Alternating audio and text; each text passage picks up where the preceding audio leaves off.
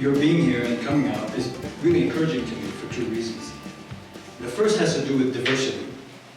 Now, if you look around the room, depending on your definition of diversity, you may say it's not all that diverse a group. But let me tell you what I mean, and I'm thinking about a big picture that I'm going to share with you. Tonight, or tomorrow, or next week, or next month, similar groups are gathering, talking about similar issues around Wisconsin and around the country. And a lot of these folks are young people in the cities. A lot of them hold really liberal policy positions that personally I disagree with pretty fundamentally. But they share with me, and probably with most of us here tonight, a belief that the system is not working. It's not working for liberals, it's not working for conservatives. It's not working for Wisconsin, it's not working for the country. The system needs to change. And so these groups together represent that diversity. And the fact that we're here tonight, many of us business people, many of us conservatives, is proof, because some people demand this proof, that this quest for changes and improvements to our political system is not some secret, hidden, liberal, democratic, Trojan horse agenda. This is a citizens' movement. We want better, we expect better, and we share those common beliefs. Now that word movement brings me to the second reason that I'm encouraged by your presence, and that has to do with size. And once again, already look around the room, it's not that big a group, but again, think of the bigger picture. There are hundreds, I bet you there are thousands of groups across the country advocating for changes to different elements of our political system. Just in Wisconsin alone, we have our friend George Penn from Wisconsin United to Amend. I can talk about Fair Maps, I can talk about Fair Votes, I can talk about the Wisconsin Democracy Campaign, I can talk about Democracy Found, Better Angels, the Millennial Action Project, and groups like Common Cause and ACLU. Now some of these groups, their agendas go well beyond advocating for political system reform into firmly held liberal beliefs, which once again, I personally don't believe in. But there are other groups, which are bigger tent organizations, which include people of all political persuasions. And United America is one of those groups. United America is a nonpartisan, nonprofit citizens movement which advocates for politicians of both parties to work together to solve the problems that matter to constituents. We ask them to put country over party. And that's what United America is about. We started this chapter, in particular our two founders are here, Rich and Lena, late last year. We've been quite busy since then. Right now, we're very active in a statewide campaign to advocate for nonpartisan redistricting in time for when the 2020 census results come out, so that our future elections are conducted with a different set of legislative districts for the Senate, the Assembly, and the United States House of Representatives. We've also been busy building out our strategic plan for 2020 and beyond. We need a lot of help. So if any of you are interested, even just in finding out more or in working with us, then please speak to Rich, Lena, or me afterwards. Take Back Our Republic is another such big tent organization which focuses on political system reforms, how we fund elections, how we draw districts, how we conduct elections, how we operate our legislatures, and so forth. It has a particular interesting characteristic, which is that its founder is John Pudner, a person who has very, very strong and proven conservative bona fides. John's a native of Virginia, but he graduated from Marquette, so he has Wisconsin roots, and we claim them. He had a nearly 3-decade career as a Republican political strategist and campaign manager. He's known for outsmarting rather than outspending his opponents. His list of victories is quite long, and there's a bio sheet in the back which has more than a list if you're interested. But the 3 that I noted in particular, one was actually a local campaign to prevent big money developers from violating local ordinances in order to overrun local businesses. And a second one was a push to get the FEC to require Facebook to disclose who's paying for political ads on their platform. And the third is very well known to most of us, which was the defeat of establishment Republican Majority Leader Eric Cantor by the Republican challenger Dave Brad. So throughout all these successes, John has witnessed up close and personal how the political system and its many loopholes can be manipulated in a way that makes transparent elections impossible, and in a way that caters to the interests of big money, corporate, and union donors rather than to everyday citizens. So he's decided to fight to change that system, and we're very, very happy to have him here tonight. He founded Take Back Our Republic in 2015, and tonight he's going to talk to us about this broken political system, why it's bad for our businesses, and some conservative solutions. Thanks, John. Thank you.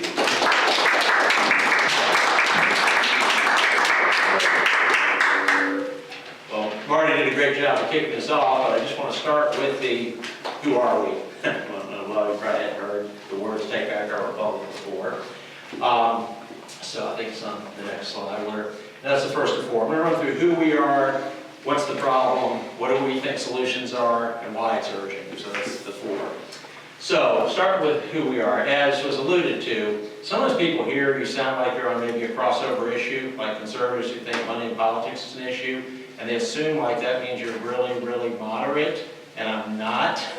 Someone's come out of these meetings and end up arguing about Trump on Facebook with someone. They're like, wow, John, I didn't realize just how conservative you are. So I just want to say that at the beginning. You know, we're really not a middle of the road as far as the people in the group.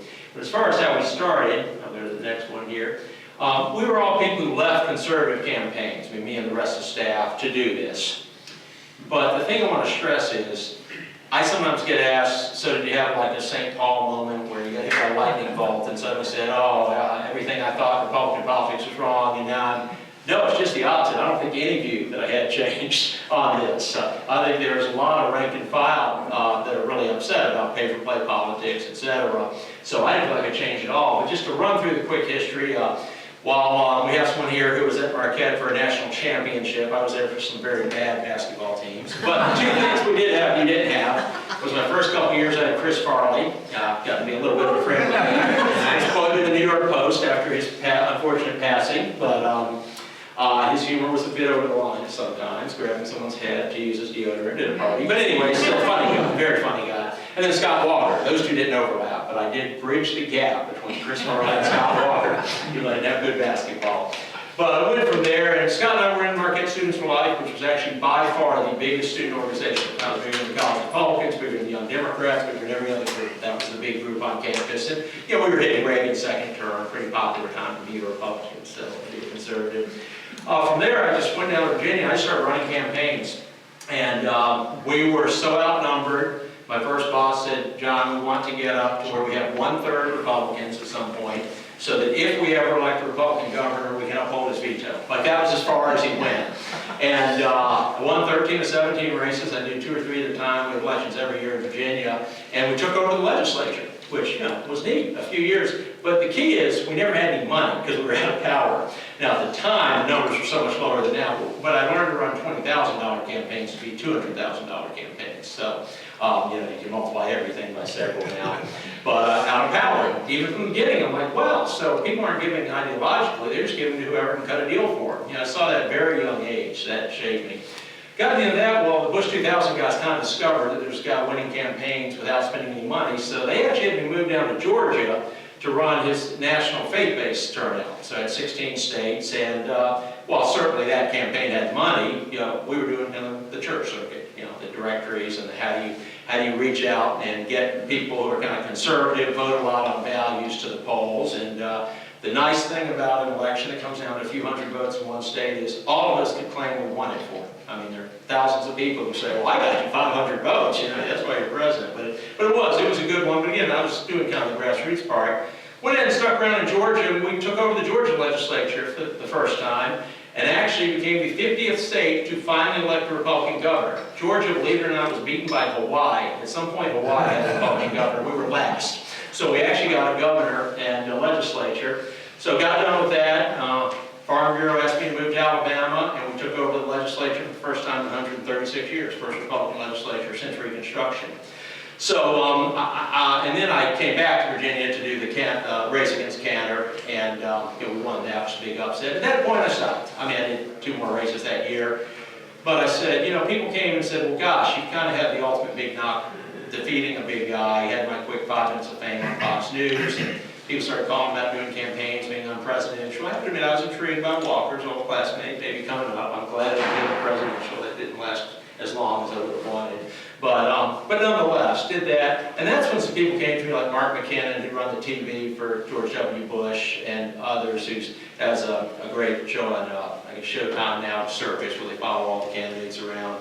But McKinnon called and said, would you consider starting a reform movement with me? And did. Partly because I'm 50 years old at that time. It's hard to stay up until 3 a.m. every night of a year in an election. It just gets old. Die at some point.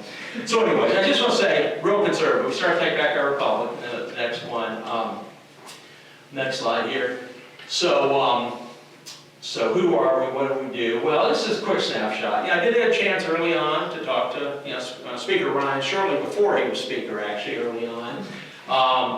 I don't know if you could have staged that any better. He actually looks like he's listening to me and hinging on every word. I just somehow, the person I handed the phone to took a great picture, so I wish I could tell you he was mesmerized. But this is a big conversation. But we also got a question asked of Governor Obama, chief guy, on a proposal we had. We actually signed up Gary Johnson during Freedom Fest, which is a big libertarian event out in Nevada. I called him, he gave us a cell. I asked him to be our coordinator for the state, for New Mexico. The event was in. He said, no, I have something else we'll be announcing in a month, and that's the presidential run. So we didn't get him as a coordinator, but at least he signed up for us. As you can see, Cruz. And, so all these people, there's an angle. Everyone knows there's a problem, and someone would say, well, Cruz is terrible, he moves all his money. At the same time, Cruz is asked to outlaw super PACs. There's some common ground. He and AOC are communicating on outlawing super PACs. So on to the next one. We try to get around the country, but we really identify what is the problem, kind of from a center-right perspective, because I think almost any progressive who was asked about this arena would say we want to get money out of politics, and that's not really good shorthand for us. Because there's actually some places we like more money in politics. We like more individual small donors, so that wouldn't apply there. We more want transparency. I actually do like having some caps. I think some of them are ridiculously low just to protect incumbents, but in general we like some caps. And this is something where old boss Mitt Romney for Wyoming race, he has said complete transparency, but no limits. And so my response as campaign manager as we talk now is transparency and higher limits are fine. I'm happy to go to Italian 2,700, but not. All right, but anyway. So going to the next one, but we got to kind of nail down what is the problem here. So I think this was also shaped by the work I did and Marty related to it. So this is just kind of the summary of what I just said, the things I've done in politics. But at the same time, I would do kind of grassroots zoning battles and others. And I was going to place and getting hired where I'd see that local officials were, I'll say bought off, that's too strong, but a big out-of-state corporate entity wanted to put something in that would have taken a lot of small businesses, put them out of business. And among other things, as part of their development plan, they bought a batting cage, which was 2 miles from the plant, for a lot of money. It was owned by one of the 5 councilors who was voting on the development. And just things like this, where how many jobs are you going to cost? And so I started to identify that, and my brothers, who were pretty left-wing, honestly, said it was my one liberal issue, like I hated. But it was just, it was when it was out of state, putting small business under. That was my issue. So, not meant to be anti-business in any way. The thing that actually got me to Alabama first for a campaign is a deal was cut. The Republican governor said he was doing a tax for education, and okay, you can argue that. I was called in to run the election because, farmers, they were getting taxed more on farmland, and some others were, the banks were, and they were talking. But I started researching this. What I realized is everyone's paying a little more for education, had one exception. Southern Power was getting a $180 million tax cut a year. So basically, the farmers were subsidizing the utility, which is guaranteed to make a profit. And maybe farming is not guaranteed to make a profit by any means. So these kind of inside deals, there are some similar ones. I always had that running parallel to my Republican campaigns and didn't like the way I was seeing money. This is where I say it really can hurt your local businesses. this pay for play, you're not going to win a bidding war usually. So that's where me, and you know, sometimes we team up, there'd be a union who'd want to send some people to zoning hearing too, and I'd say, please take all your union stuff off. I've got my people coming too, but depending on the elected. So anyway, going to the next one. So I do want to make one distinction here, because another thing that will jump to mind, and this could be a whole separate debate, is Foxconn. I'm not necessarily saying a Foxconn deal is bad. Now, some people can throw things at me, and some say, yeah, you're right. You know, that's not putting in a plant that's building something that's displacing an existing industry. So, I mean, you could argue environment, you could argue what's the subsidy do. I mean, there's separate arguments there. I'm talking more about out-of-state pay-for-play that puts local businesses out of business. So I just want to make that distinction, because I know that's been a hot issue here. That's not what I'm on.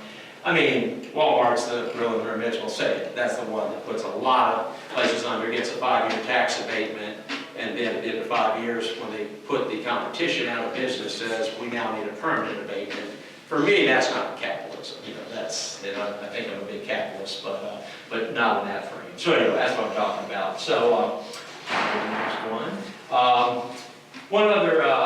One person who we team up with a lot, because we seem to be the only conservatives really in the space of money in politics, is Peter Schweitzer. Now let me say, Peter's known sometimes for a book that was, you know, you would say very partisan. He wrote Clinton Cash, and I would argue there was about 2 months during the summer of the last presidential election, which, by the way, was run by a guy who went to my old high school, very popular guy in the country named Steve Bannon, universally loved by everyone. So I'm just kidding. I even hate Steve after 5 minutes of talking to him. I didn't want friends, but Schweitzer was kind of on the air saying, you can hit Trump, but what about Clinton Foundation? So he was on Fox News every night. And it's kind of too bad, because he used to be on all the networks. And then, because of that stretch, became sort of thought it was just the partisan guy. But he has written a whole bunch of other books. And as you can see, he doesn't mind defending everyone. On this book last year, if you just look at the cover, you know, he's got Biden and Obama on, he's got Mitch McConnell, he's got Jared Kushner. He basically writes about how they're all making tons of money, that everyone's kid is getting a big salary from the Chinese or someone to run some imaginary little group that's invented, and this is clearly a pay-for-play. And we can talk about money in politics paying for campaigns. I mean, I would have liked someone, if I were running for office and they gave me some money to pay for a mouthpiece, I'd like them a little. Someone said, hey, you're a 23-year-old kid who hasn't been doing much, I'm paying him $500,000 to run a new organization. I really love that person, you know. So I think that's a bigger issue. The self-enrichment is even bigger than the straight money in the campaign coffer. So Schweitzer's really hit some stuff. And so we, for example, while conservative, we were on the front page of the Washington Post, both quoted an article on why Trump should divest from his businesses. We just both felt that way. We were both talking on the phone saying, you're not going to bail, I'm not going to be the only conservative to speak. We both assured each other, we were both, and so it was funny. The second paragraph said, while mainly progressive groups, you know, call for divestiture, 2 of Steve Bannon's friends, Peter Schweitzer and John Pudner, also, you know, so it's quite a paragraph to see in the Post. But anyway, you know, we just want to call a spade a spade. And I'll give an example. Again, we're not partisan, not being political, but 2 years ago, before Joe Biden entered the race, we were hitting this Hunter Biden, you know, some of the money had coming in. I think it was legitimate. And I talked to a major editor of the paper, and it wasn't the theme of the story, but I was giving several examples. He said, well, I can't use the Hunter Biden one. And I said, well, why? I mean, that was a $1.5 billion equity deal from the Chinese. It's $50,000 a month. I mean, this is like the other examples. He said, yeah, but Hunter did not have a job with the administration. And I said, wait a second. I just want to substitute some names here. If you said Ivanka Trump if she had not taken a position with the Trump administration, but she flew to China to meet with the Bank of China, and then while she was still out there, her dad, the president, flew back and met with the president of China, and then a week later, he had a $1.5 billion deal, or she did, you would not say that was a problem because Ivanka Trump was not part of it. And this is a problem on both sides. I'm not just picking the Democrats now, I'm just saying substitute the names. And I think we should, that would be the test for all of us. This stuff we shouldn't condone on either side. And I've had a couple of progressives say, oh, that what he did isn't illegal. I'm like, that's the problem. I mean, is that it's not illegal. That you can't, you know, that immediate family can be paid off on something, or at least disclose it. For those of you who don't know how that was discovered, no one knew about the $1.5 billion from China. The Bank of China bragged about the deal on their website, because that's how you do business in China. One exception, they bragged about it on their Chinese language website. The meeting with Hunter Biden was not mentioned on the English site. Peter Schweitzer had a Chinese interpreter reading through all the pages and found it. And again, there are examples on the other side, and no offense, Mitch McConnell, you know, but I'm just saying, if you could at least say you've got to disclose huge gifts from foreign government to immediate family, at least say disclose it so we don't have to find it. So anyway, so that's Schweitzer, he's our advisory board guy. Then on to the next one on the problem here. Yeah, so let's get to solutions, because we all talk about problems. What I found is everyone now agrees there's a terrible problem in all this, but then they're like, yeah, but it's so bad we can never solve it. So we went from there's no problem 15 years ago to it's so big we can't solve it. So the next one. So we did things. This was, we put together our coordinators from 9 states to go to the White House and asked President Obama to sign one executive order, and I hesitate to say that conservatives say, wait, we didn't like those executive orders, and progressives don't like one Trump. So I don't like governing by executive order. But there's a simple one we wish he had signed, which we thought he was going to, it got drafted, which was that government contractors have to reveal political donations. Now, technically, if you read the law, they can't give to politics, but they flood it through either the chamber or someone. And you're talking about groups giving $10 million and getting $40 billion government contracts. So for me, that's the pay for play. And our request was just, why won't you sign this executive order like the other 300?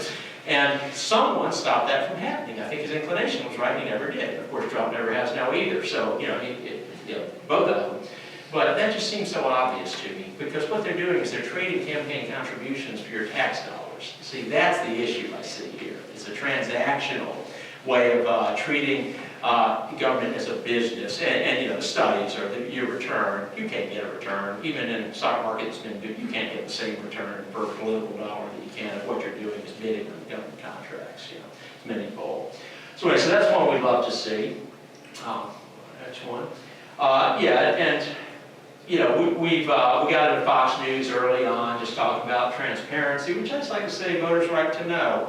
And again, for conservatives, I say one of the pieces we saw is that when the super PAC took $200,000 from government contractors. Okay, so it's both sides. Money's moving all over the place. So this is partly because there are a lot of people in the space who are progressive. We do focus a little more on why should conservatives care about this. Then on to the next one. And we have some specific goals. Again, it's not get all money out of politics. There's some progressives I've talked in this field. I mean, they want $100 limits on campaign contributions, or they want pure public funding. And while they certainly make arguments for them, no conservative I talk to is going to back those things. And frankly, I wouldn't want the $100 limit. That's just an incumbent would never lose because they have ways to run for re-election. But we really like the tax credit, giving people until 86. If you give money to a candidate, you got it right off your tax. First couple hundred, I'm talking. Once someone gives any check for years of running campaigns, they're so involved. They talk to friends, they get them involved. They not only vote, they get other people to vote. 4 states have had a tax credit, sometimes just $50, but Virginia, Ohio, Minnesota actually has a more extensive one, and Oregon. And even in 2012, those states had 68% turnout in presidential. The other states had 58%. It boosts involvement. We always have someone who give you $1, and was able to say, then they'll vote for you and they'll talk about you. So we like that. We do really want disclosure verification.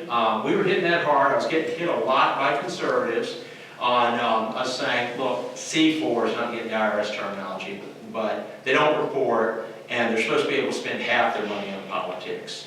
And so I'm getting beaten up by conservatives saying, oh, why are you for revealing that? I said, well, if they're political, they should be like a PAC. They should, even the ones giving over 50% are not reporting. They're breaking the rules, but there's no mechanism. And then thankfully, Friends at Open Secret came out with a report, and the #1 offender on this on breaking 50% were Planned Parenthood chapters in the country. So suddenly the conservatives have beaten up on me. I said, look, who's #1 on this? Clearly most conservatives don't like them. The other third bullet, we've got to get back to money going directly to candidates. I'm just telling you, when we were cutting commercials and we were down a couple of points, I'd say, look, we've got to hit you're down 3. We've got to hit them now. This can't just be another piece about how wonderful your resume is. You're not going to win. You've got to give them a piece and come over. Well, for my first 10 years or so, almost every ad was run by a campaign or the party. So the candidate's name was on it. If it was TV, the picture was. So you had a serious conversation with the candidate, which included things like, is this actually true, the ad we're running? You know, do I sound shrill? Is this a realistic thing? Is this, you know, a vote or an ideological, something that impacts?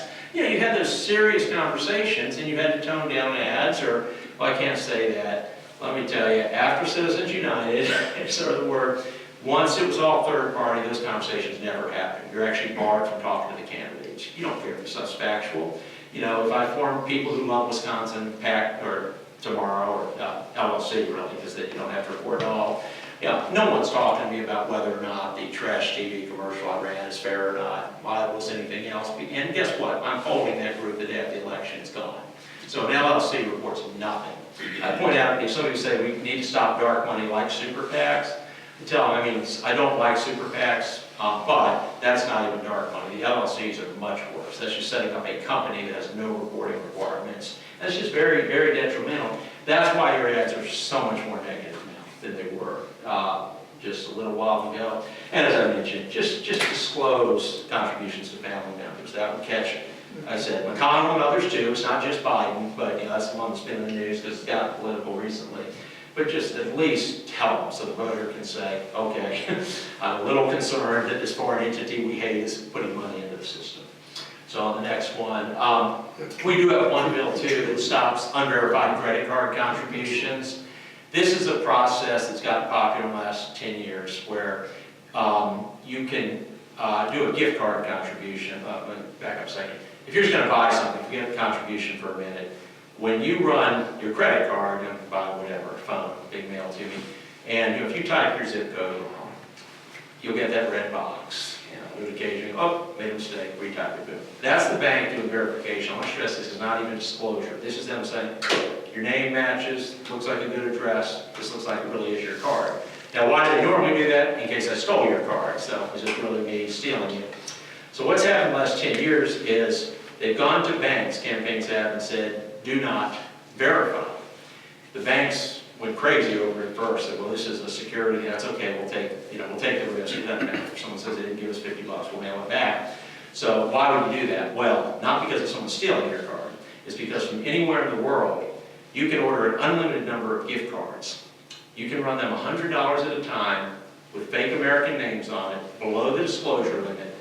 We actually, Schweitzer and I actually brought a programmer in, just a programmer, and said, hey, if I had 10 million, I just wanted to hit some candidate using this, this system, how hard would it be? He said, let me come back in the morning. He came back in the morning and said, I wrote a program last night. We need one programmer that would move $1 million an hour for as long as you wanted. I'd move your 10 million in 10 hours that would all have fake American names that would never appear in any report, so that people wouldn't know their names being used. So it's not a matter of stealing money. It's a matter of sitting, pick your bad guy. It can be Russia if you're doing it, it can be China, it can be, pick your bad guy, Iran, any place in the world you can do this now. So we want to outlaw that. We actually have a federal bill, we've got some good bipartisan support on that. And again, foreign entity. So on to the next one. This is coming up in polls, obviously for years I studied polls. There is some urgency.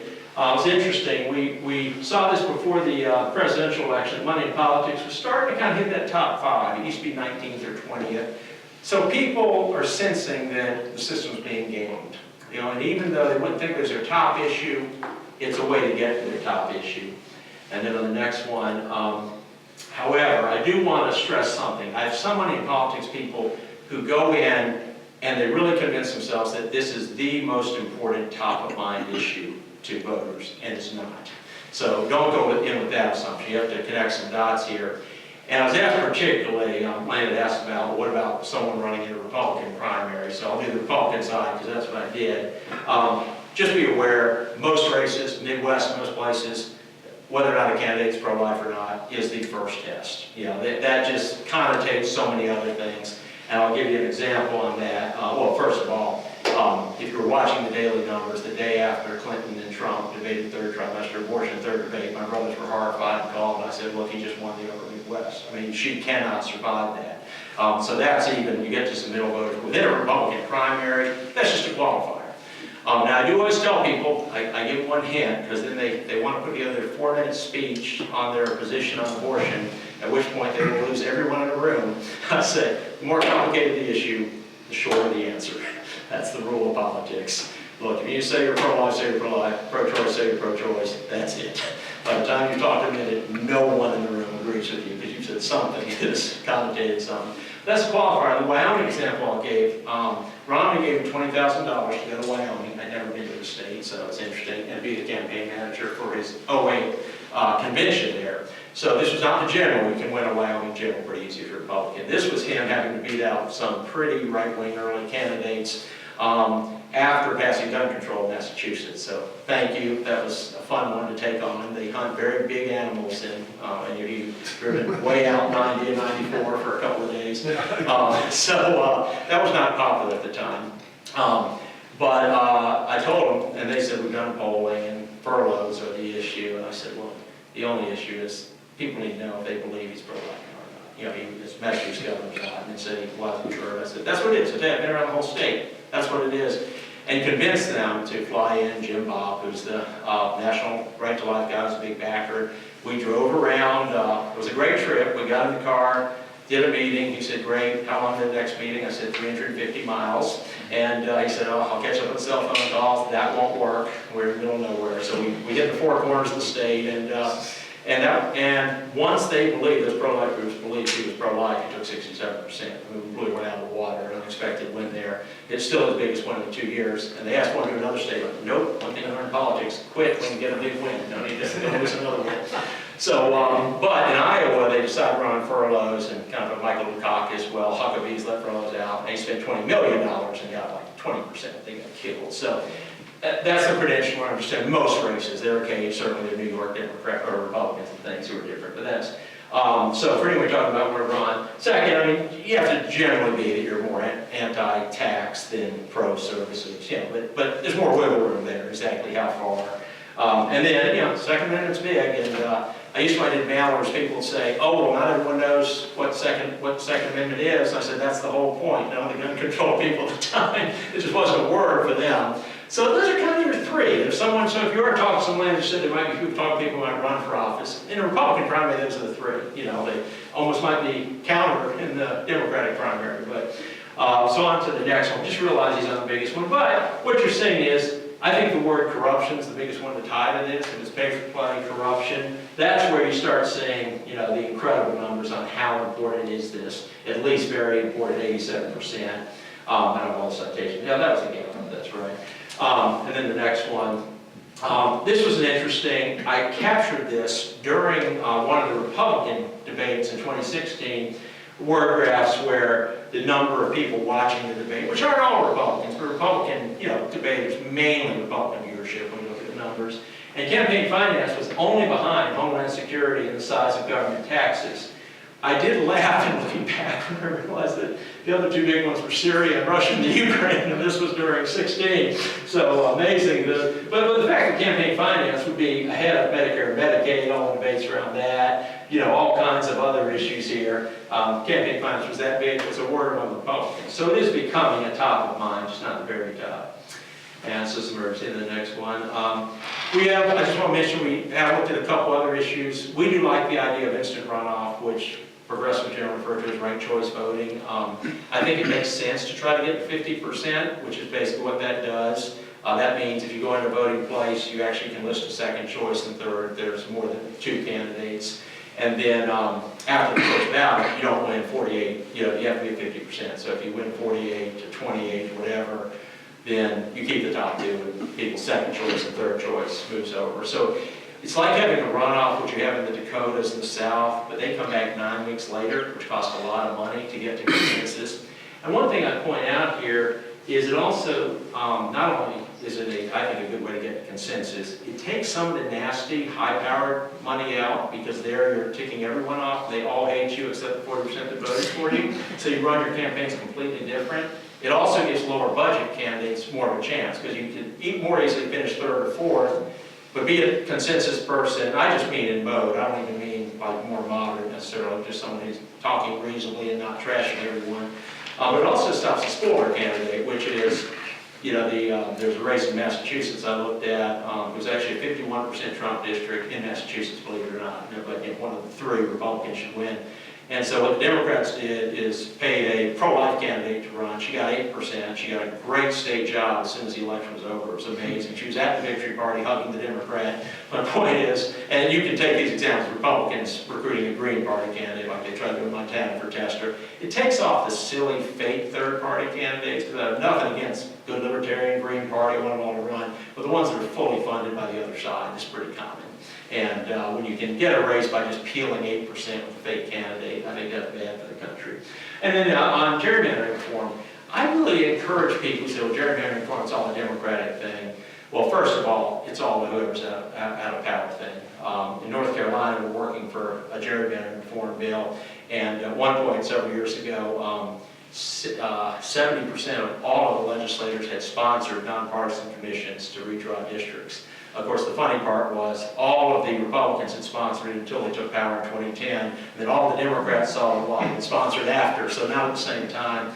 But we did an Ohio compromise that was good, where the minority party gets a few spots in the commission, so they can't block the majority party from the maps, but if none of the, in that case, Democrats vote for it, you only get a 4-year map. So there's incentives built in, also tighten the rules on compacting districts, and I think solutions like that are good, because we want voters to just have districts where they're pretty close to their elected official.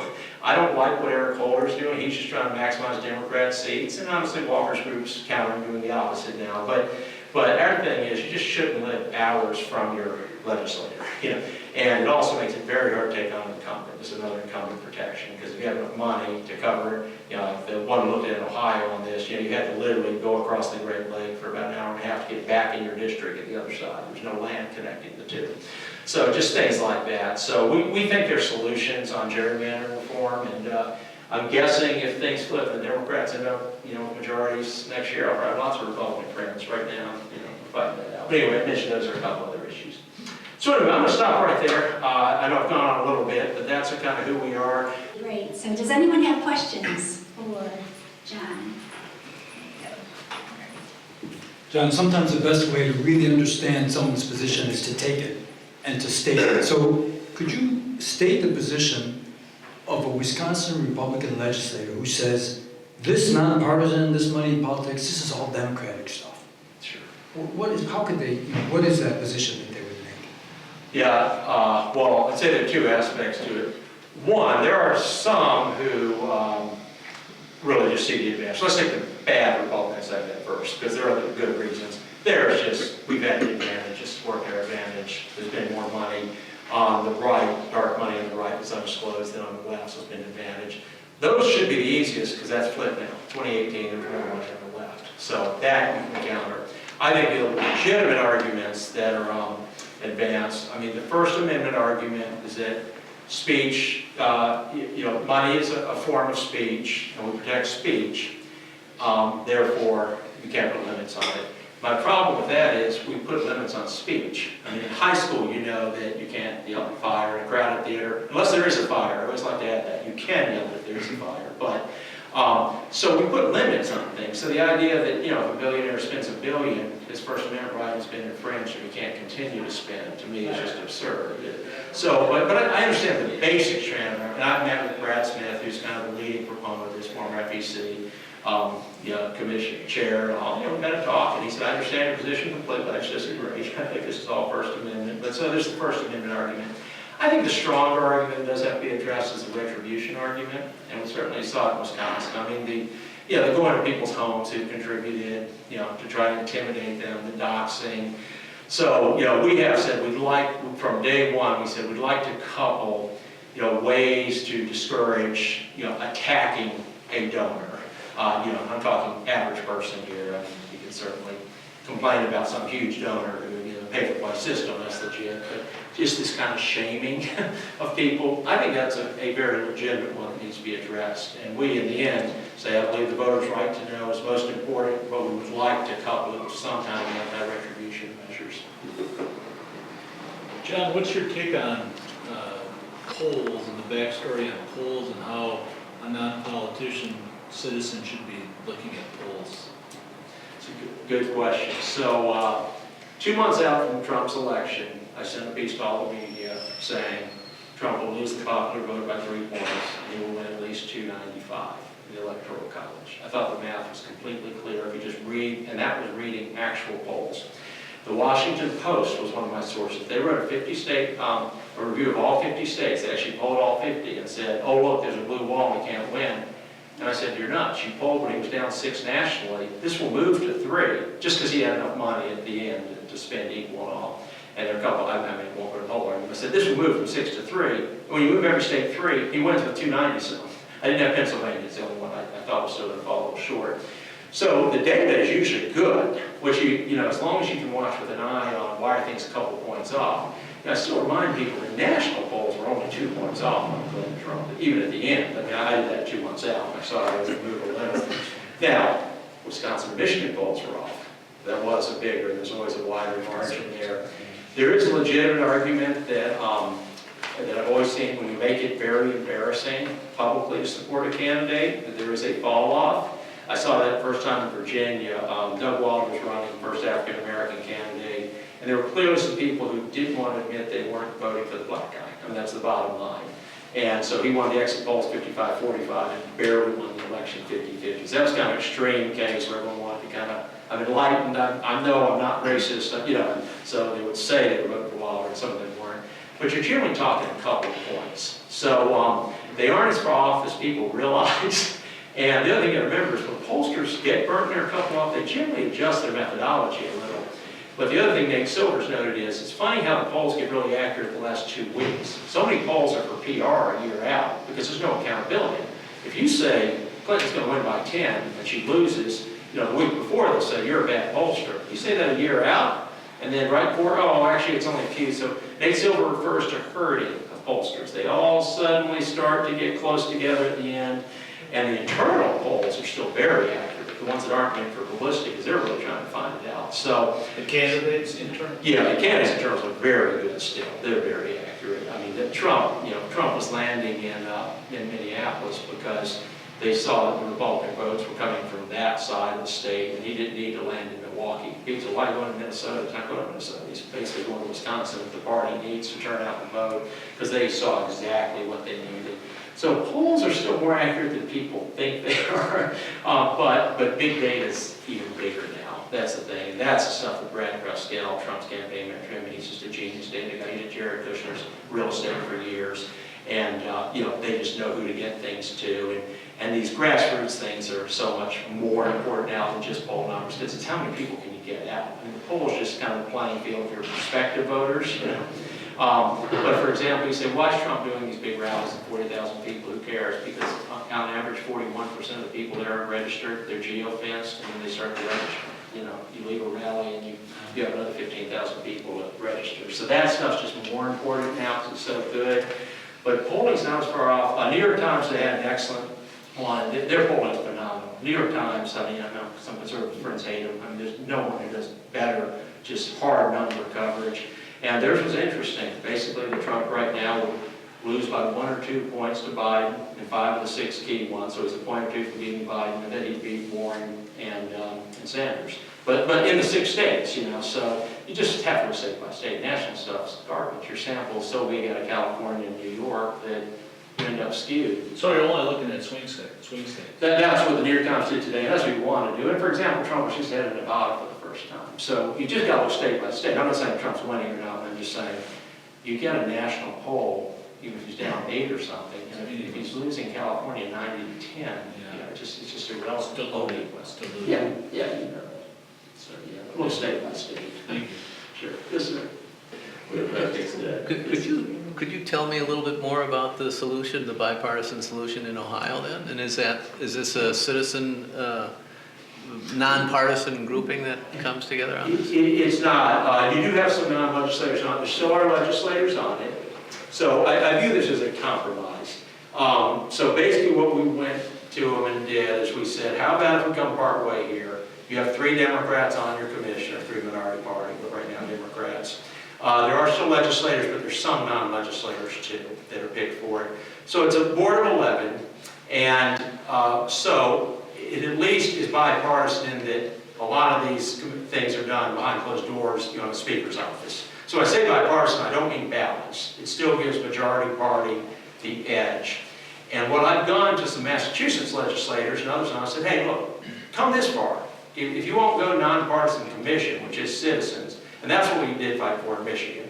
I did lose a few conservative friends in Michigan. They didn't like us going that far. And Iowa has this? Yeah, Iowa, California has one, but I really think they're breaking their own rules. But the other part of it, not only was the commission, did you add some Democrats? And the key is you can never have a closed meeting. The problem here is when no one knows anything about maps being drawn to the legislature. Even though those 3 Democrats couldn't outvote the 8 Republicans on it, they're in every meeting. They at least can say, hey, look, can you believe what they're trying to do in this district? You say you're kind of ashamed about going over the top. I'm just trying to get to where that's the compromise.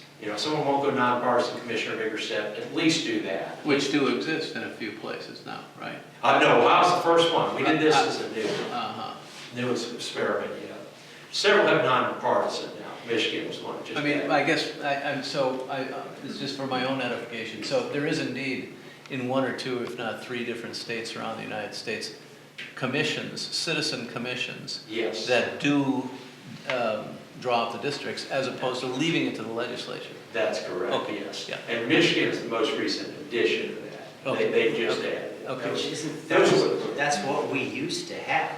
Right. Wisconsin was the role model for those commissions, and then it was abolished just a few years ago here.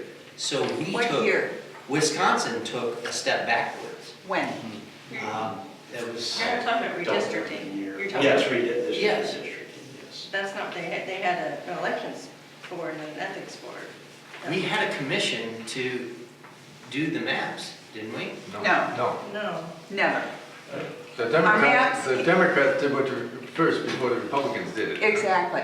And the maps were drawn by by judges for 40 years. They were drawn by a judge in 1961, 1971, 1981, 1991, and again in 2001. That's probably what you're thinking. Because they went to court, because the legislatures could not agree on a map. And then in 2011, they were drawn in the law offices with the GOP consultants, and only you could only see your own district map, and you had to be a Republican to see that. No one saw the entire map until it was voted on. Right. That's not right. No, I did that. I was in the 90 redistricting. We were in the minority party, and so leadership asked us to all draw, it wasn't scientific then, do a map on a grid to send them to make sure they knew all the roads. We're like, we're stupid. This is, giving the other party the map. We were on the short end then in 90. And so we drew our map so that the Northwest was down here, and so we completely confused them. And they accidentally didn't draw us in with no legislator because we tricked them with the map we drew. But this is 1990. You can imagine my computers in 2000. It's all, if you can't fool anyone. So, yeah. I think you are thinking ethics commission is what they got rid of, which was not an issue. Hey, John, I've been a conservative all my life, and I've always believed that conservatives stood for truth and for values. Conservatives do. Yeah, so when you talk Republicans about might not. your Republican friends in North Carolina, how can they look you with a straight face and say, we fought against gerrymandering and now we won? Did they have an intelligent conversation with you? How does it go? Well, and just to be fair, the Democrats all put it. Yeah, So does both. That's actually an interesting example because Chairman Lewis there, who I did meet with and proposed a couple of things to. Lewis was the one who was on TV a few years ago, and they said, clearly North Carolina's a 50-50 state. Why did you draw 10 Republican districts and 3 Democrat districts? And he said, I pulled an all-nighter and could not figure out an 11th to draw. He says this with all the cameras. There's just in your face, no, I'm doing what I want to do. Now that was all thrown out, so he went too far. It's, like the whip, the Republican whip is still completely with us on that. And the interesting dynamic there is the biggest Republican donor who would not like because of dark money actually wants a nonpartisan commission. So it's this weird dynamic where the the Pope Foundation, who, you know, terrible on the other issue for us, is all for it. Why are we doing this? It's so inefficient. So, yeah, they just, be interesting again to see which legislatures split this year, and if some of the Republicans want to do lines. We'll see. Would you help me with 501c3 versus 4? Because Yes, thank you. Take back our Republic's a C3, but isn't Unite America a C4? Y'all are C4. You know, yeah. Yes, so, so these are IRS sections, I think a lot of people probably know that just by the sheet here. So 501c3 can do 0 political. I mean, like, the lawyers initially were getting nervous because we were mentioning candidates and examples. So I said, we have to, is what we're talking about. But you can't advocate for a candidate or a party. So you can't do it, you can't send a mailer out. And, I mean, some skirts, oh, we just mailed a comparison of 2 candidates and one looked really bad, but really, you can lose your set. So 501c3, the advantage of that is people can give tax-free donations. So if someone doing their end-of-year charitable, they can do that and get the same tax write-off. But it's 0 politics, and it's very little lobbying. We can spend about 10% of our budget lobbying. If you move up to 501c4, your contributions are still secret, but they're no longer tax deductible. So that's a disadvantage for the donor.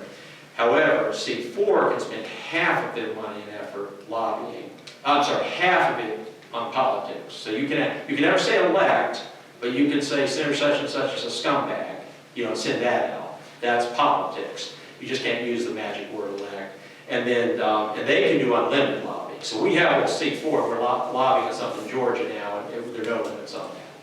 We don't use it for any candidate stuff, but we could. We could attack a candidate. And then a 5 is really your PAC, where you're just, the money's disclosed, you do elect, you do whatever you want with a 501c5. Okay, so Unite America being a C4 is not deductible because they have candidates, right? That's right. So the check you're thinking of writing should really be to take back our republic. There's no money picture. No, that is the disadvantage.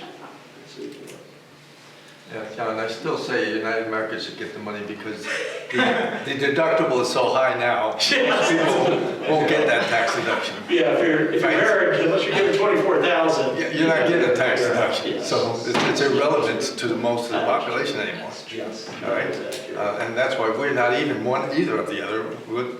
You know, people give us $10 here, $50 here, or $1,000 here. That doesn't matter. Yes. So, but I want to talk a little bit. I'm with, of course, United to Amend, which is about the constitutional amendment. And some of our people talk to the politicians and ask them where they stand, or you know, what do you think about it? And at least 5 Republicans in state legislature will admit on the phone to the people that they don't think it's a good thing, but they're not going to challenge their party, and they don't want to get kicked out. How can, you know, the point is, the only answer to that is get Republicans out of the legislature. Now, I don't like that either. I don't trust either party. Good position. How does one deal with that issue other than, you know, hope that Democrats get in just because they'll vote for something to fix? Because I don't know if people know it, but the platform of the Republican, in one little sentence, right, says, we're for big money in politics, right? I think I sent you guys that. And so that comes right down to the state, and the state says, oh, you want to be Schultz? Does everybody know what I mean by Schultz? Anybody know? Dale Schultz. Dale Schultz? No. So Dale Schultz was the last centrist Republican we had, and was going to be primaried because he voted on 2 things with Democrats. And mostly, 95% he voted as a conservative. He retired, and he's working on fair maps, of course, you know. And so they're afraid of the state party. Is there any way that we who want reform how long are we going to be waiting before we can change Wisconsin, is the kind of question, if they're not going to vote, period, because they don't want to get kicked out? Yeah. Well, what's your ideas on that? I don't know if you have any answer. And that was really the flip side of the Eric Cantor race. I mean, I got calls from everyone saying you'll never work in politics again. How can you take on the charge? I mean, he was about to become speaker, you know. So what we did there is I just had great data because I already worked that area a lot. So I literally had 17,000 people in database who had done things. So we had 200 people knocking on doors every day. So even after 3 months, when we raised 20,000 total, and the same thing, people were scared to give to us. I mean, friends of our candidate were like, and he was legit conservative. I mean, he'd done TV defending the budget for years, economist.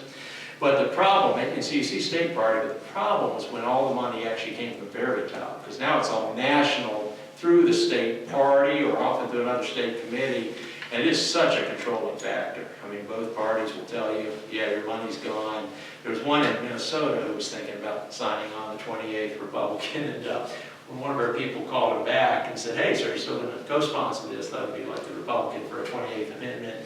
And he said, no, I called leadership, and they told me I was a nobody, so I shouldn't do this. So you know, these elected officials, they don't want a nobody. So, yeah, the top down is the big problem for me, just the way they have control. And, you know, it's a miserable life. I mean, the thing I keep hoping breaks through is, you know, an intern, you get elected to Congress, you've probably accomplished something in your life.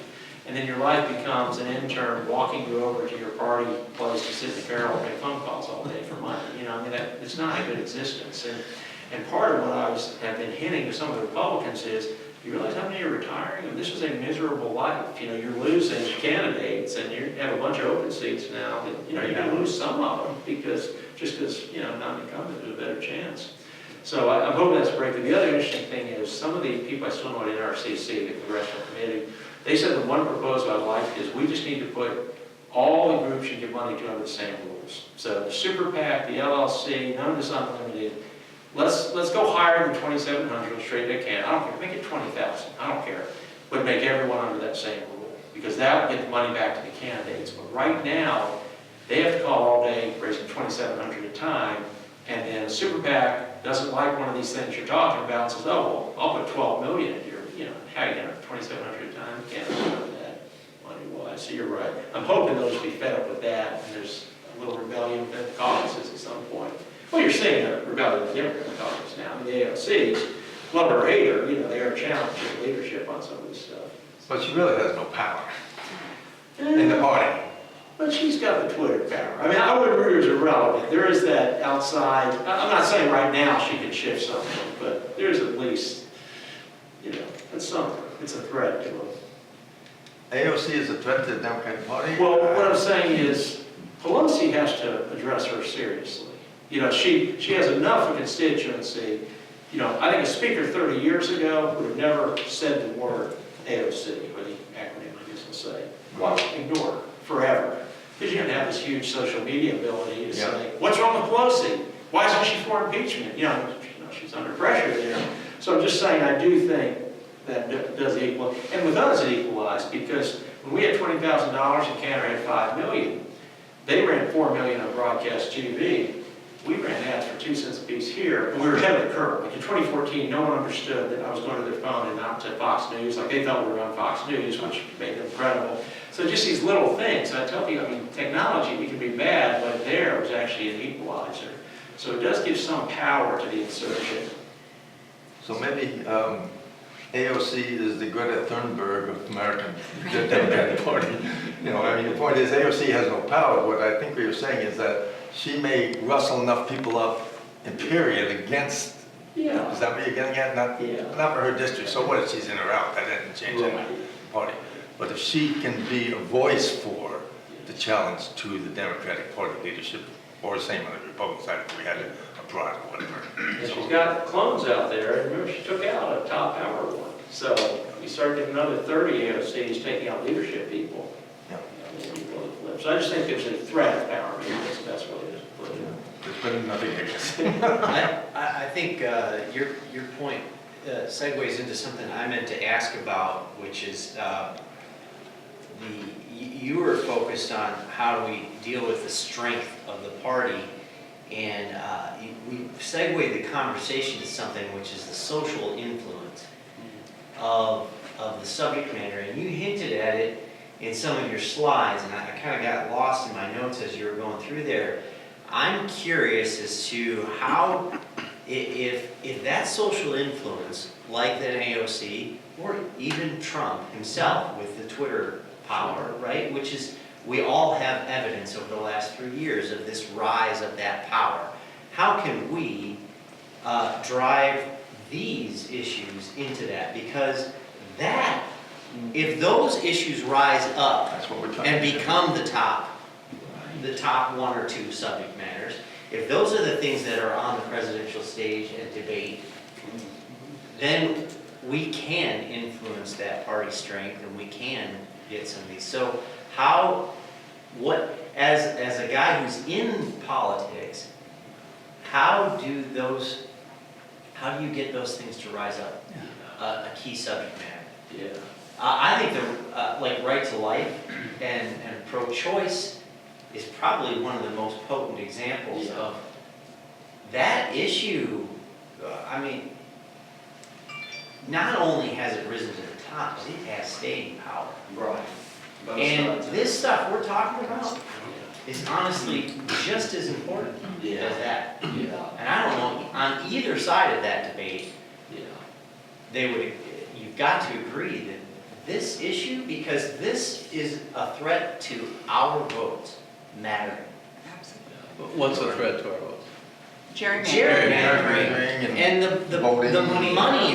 politics, Yeah. and the No, I thought you were just the focusing strength. on the abortion issue. No. I'm just saying this has a Corruption issues. there's a lot of parallelisms to this about how important it is, right? So, It's about messaging, how to relay that in the terms that work for the particular. but right now, these subject matters don't have good bling. But they don't, and the whole, Bling. They need to, we've got to This is figure an that out. excellent question. I would love to hear John. Yeah. I'm curious as to what your perspective is, from the inside, how can we get this to rise up? It is a terminology, and I'm not going to say I'm the best at social media, we're just ahead of it, but for example, we won 2 campaign finance reforms in the Dakotas, which we won the day that Trump took 62%, we had 55% vote on campaign finance reform. The day that Heidi Heitkamp went down by 10 points, we won her state in a referendum, and it was all about the quick messaging, how we did it. Now, the University of Indiana study showed average person pays a $1,300 corruption tax in those states because the laws are so bad.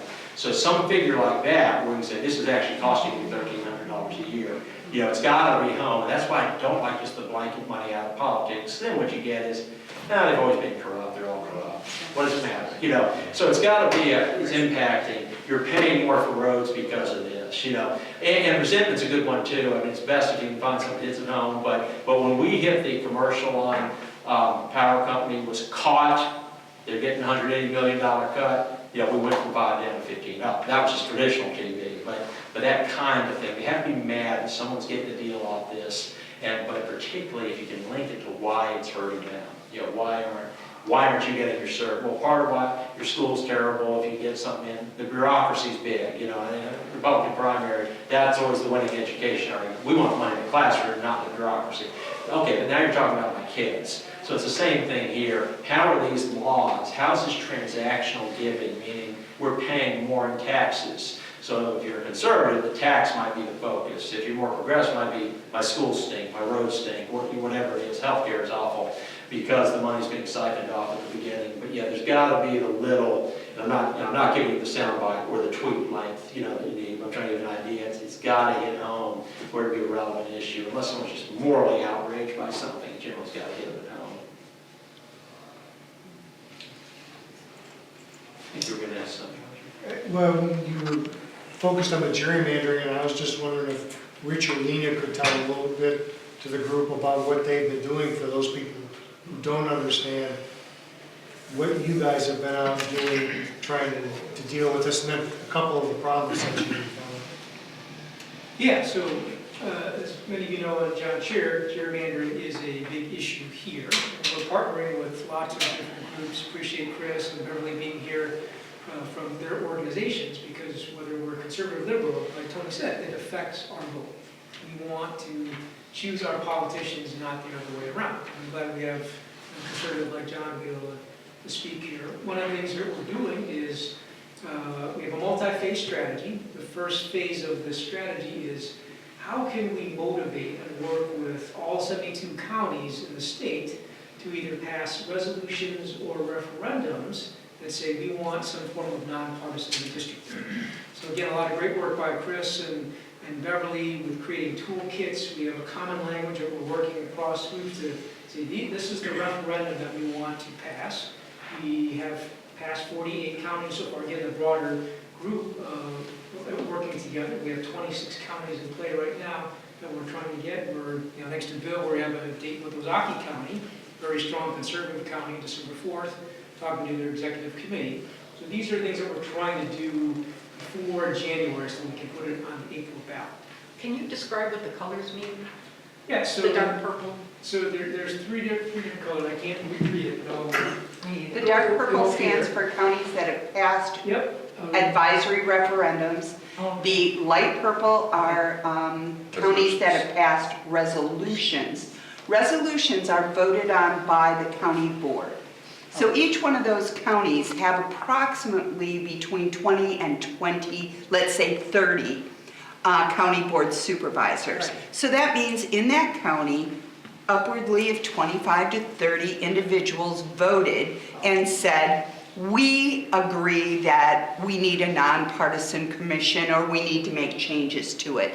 In the 8 counties that are shown up there in the dark purple, an actual referendum has been placed on a ballot, allowing the citizens to vote. Of those counties, the lowest passed by 63%, the highest passed by 89%.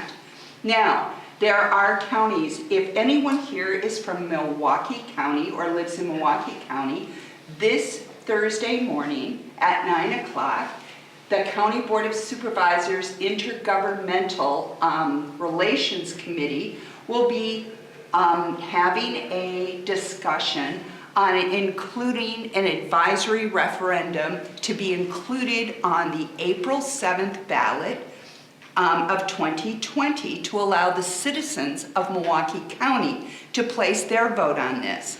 If anyone here lives in Milwaukee County and can attend that meeting and would like to testify in front of the committee as to why you think this is a good thing, please do so. It's open. There will be a vote in Racine, November the 19th, at their government,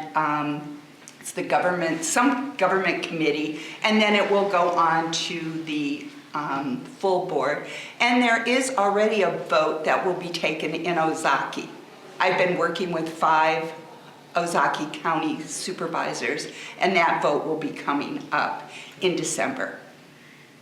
exactly. So in Bill mentioned, we want everything to be the dark purple. If you can't get dark purple, you go to purple. And the yellow ones we have some work to do. Okay, I'm colorblind. And Bill mentioned the obstacles, like one of the white ones is Waukesha. You can't even get a debate, you can't get it on the agenda for the county supervisors to say, should we have this referendum or not. Another obstacle is the Wisconsin Counties Association, where all the county supervisors go once a year to a big meeting at Wisconsin Dells, and they say, what's on the agenda? It's a learning opportunity.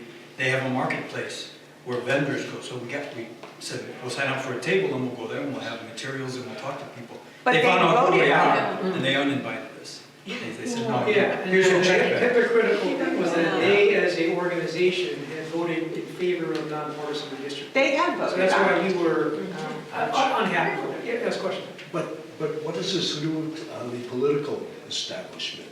I mean, you could have every county in there agreeing to this.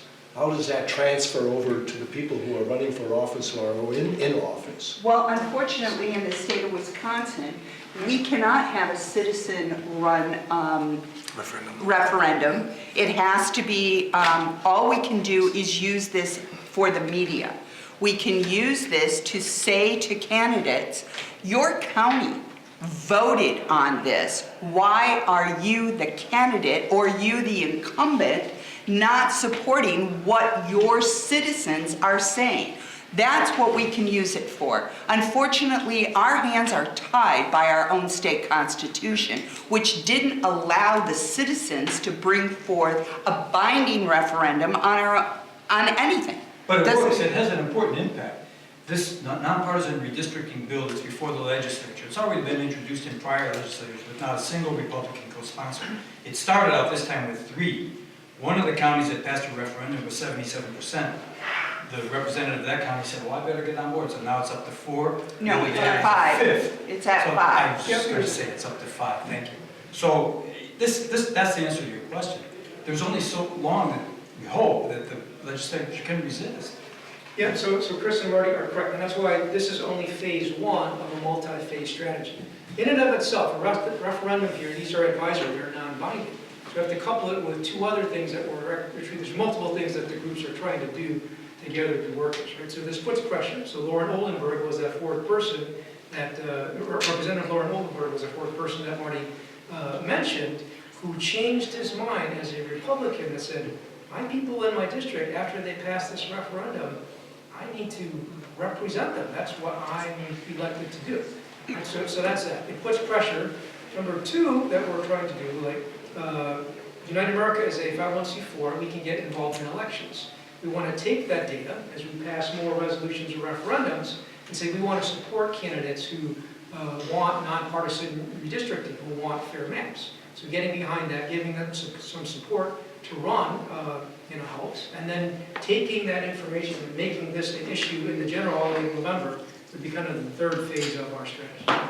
And you can bird dog candidates. Even an incumbent that's running, you can show up at their events and say, where do you stand on nonpartisan redistricting? And then, as they talked about on the Wisconsin Democracy Campaign, there's a toolkit. Part of the toolkit is a pledge you can print out. If you take that to your candidate and you say, will you sign this pledge that says you'll support the legislature that's in, and it's SB 208, 288? 288. 288 and AB 303. Those bills are the Hansen-Vining bills that currently are caught in committee. They can't even get out of committee for a hearing because Mr. Voss and Mr. Fitzgerald have said don't let them out of committee. You know, I was in a session about 2 months ago with the state senator at a town hall meeting, and somebody asked them exactly this question. The people are in the best position to deal with this redistricting. And that was the end of the conversation. Absolutely. And so that was helpful. That was a helpful response for me. I thought, and I thought two things. What a remarkably bleak outlook on life, number one, right? And secondly, that's a toxic degree of ideology, it seems to me, that's brought to this kind of debate. That's almost insurmountable and reflective, I think, of some real issues of fear and power, you know, if you want. And I sort of thought, oh, Christ, okay, thanks so much, Mr. State Senator, my state senator. So I don't know what you... Doesn't this also talk to the general political mood within the country? Yeah. With both sides frozen in their opposition to each other. Mm-hmm. So that weakening and coming up with an alternative or even compromising on possibilities just is not on the table. So it is. Yeah. So I hear you, and I want to give you some hope. Because I think that... That's what women do, give us... Yeah. So, I wasn't necessarily going to go here, but I do feel like it's important, because I think the sentiment that you're feeling is very common. Here, in the rural area, everywhere, really, across the country, there is a lot of people who are feeling left left off the table. And how do we change this? What is it? Congress has a 20% approval rating, but 80 to 90% get reelected. So how do you expect things to change? And so this is where Unite America, what attracted us to Unite America was a strategy that we saw that they had a couple of years ago. And so maybe I can spend just a quick scenario. Both Rich and I were totally disengaged with politics for 50 years of our life. We were the typical voters who would sit, we would basically the day before November, we would like do our internet search and figure out, and we were pretty much straight Republican voters because that's what we were. We're Christian, and that's kind of pro-life, and that's how we voted. And it wasn't until 2016 where we realized something's not right here. So basically, as we were exploring and trying to figure out and realizing how do we fix this, we came across what it was called, it used to be called the Centrist Project. And they have a strategy that is called the Fulcrum Strategy. And I don't know if, maybe Marty, you can grab our cards, because it's much easier to see. So Marty's going to hand out our business cards, because we realize that the Fulcrum Strategy is hard to see. But basically, especially in a very narrowly divided House or Senate, if it's pretty close, it really only takes a few people who are willing to be more independent-minded to say, you know what, I'm not going to continue with this hyper-partisanship and this gridlock that we have. And it's called the Fulcrum Strategy. If you can just find, say here, say in the state Senate, or in the U.S. Senate even right now, it's pretty close, right? If you get 3 to 5, they can actually be a fulcrum to force both sides to come together and force them to actually work together. And this actually happened in the state of Alaska. And so in the state of Alaska in 2018, the Republicans looked like they were on their way to a trifecta, the governor, Senate, and the Assembly. But what had happened was there was a long time serving Republican who was, say, the 21st, would have been the 21st Republican, just did not feel comfortable with the direction that the Republicans were going to take it. And so he actually, it took a little while, but he was able to form a multi-partisan majority in the Assembly. And so now they have 25 members in a multi-partisan majority. And so that is... Like a parliamentary coalition, sort of. Basically, right? And so he was able to convince some of the Republicans to join, a few of the independents, and the Democrats. And so this is the type of compromise governing that I think is missing, right? Yeah, what's hopeful about Alaska is, the Republicans won the majority. He was one brave soul who, looked at his fellow Republicans celebrating, and the first thing they said was not how do we serve the people, they said how do we stick it to the Democrats? Well, how do we get Obama out? Yeah, that's not what you should be about, right? It's about serving the people. And so he was disturbed, and he, went over, talked to the Democrats, which is something that maybe our elected officials don't necessarily do these days. He pulled over 7 of his friends, 2 independents, and they became the majority. If we could have some brave souls who are willing to buck party leadership, they say, I'm here to serve the people, regardless of whether I get reelected or not. And I am a country over party person. That's why we signed up for United America. That's why we as conservatives want to be part of taking back our republic, right? Restore democracy. Because it's all of our votes. It doesn't matter what political persuasion we are. We want democracy to work. So that is what motivated us. Yeah. So yeah, and we would love to answer more questions about Unite America and what we're doing. We know that this is going to take a little while, but we are fully committed because we believe that there are more people in this country who want both sides to work together.